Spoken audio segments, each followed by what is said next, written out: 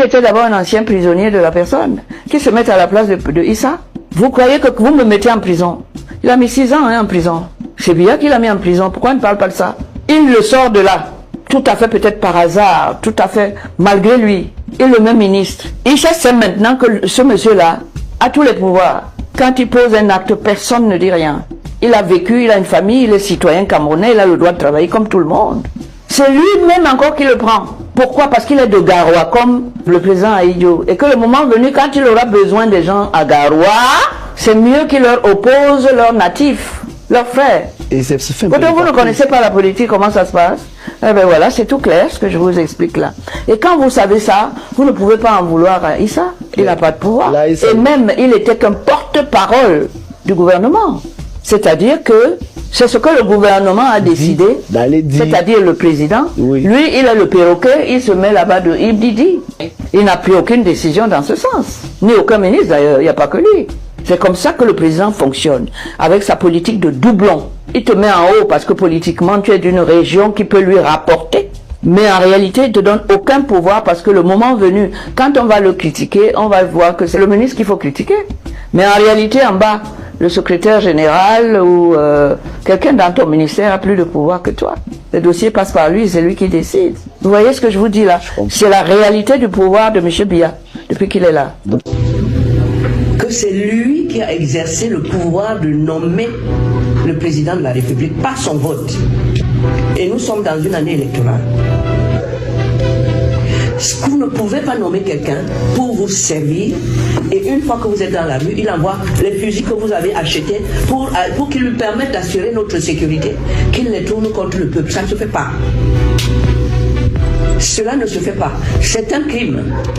Si M. Biya le fait, il est passible des peines qui sont prévues par le tribunal pénal international. On ne tire pas sur la personne qui t'a donné le pouvoir, qui t'a installé. Hey, où est-ce qu'on va?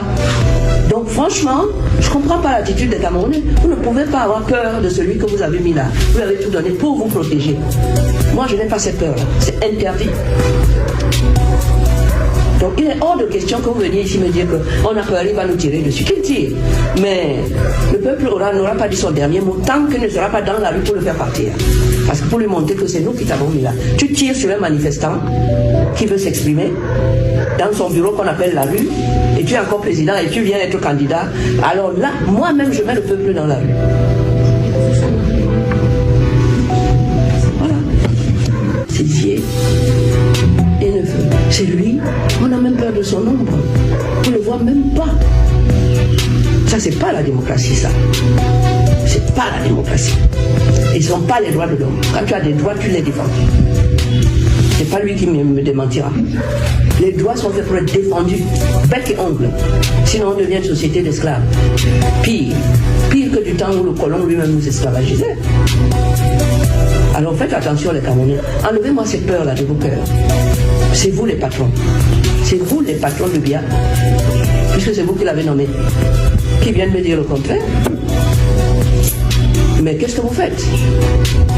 Ah oui. Pas de son dernier mandat, si on lui donne. Ce qu'il peut nous faire. Ce qu'il atteint son objectif. Imaginons, il a comment sa fille? Comment?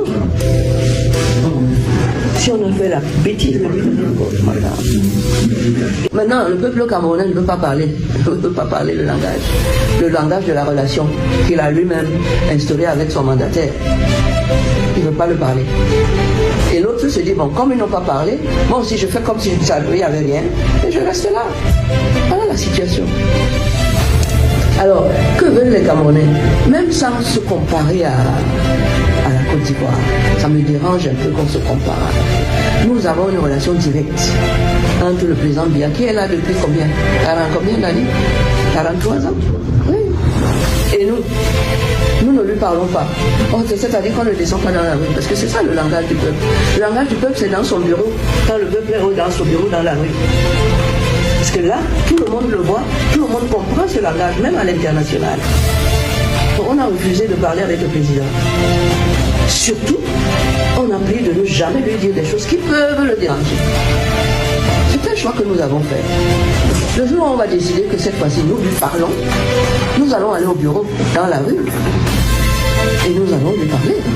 Qu'on ne me dise pas qu'il y a des arrestations et tout ça. Un peuple n'a pas peur d'un des leurs qu'il a mis là pour s'occuper de lui, pas pour lui envoyer les gendarmes. Ces gendarmes-là, c'est vous, le peuple, qui les payez. Et pas bien qui les paye. Alors, si vous changez tout le contenu des différentes positions des uns et des autres, moi je peux rien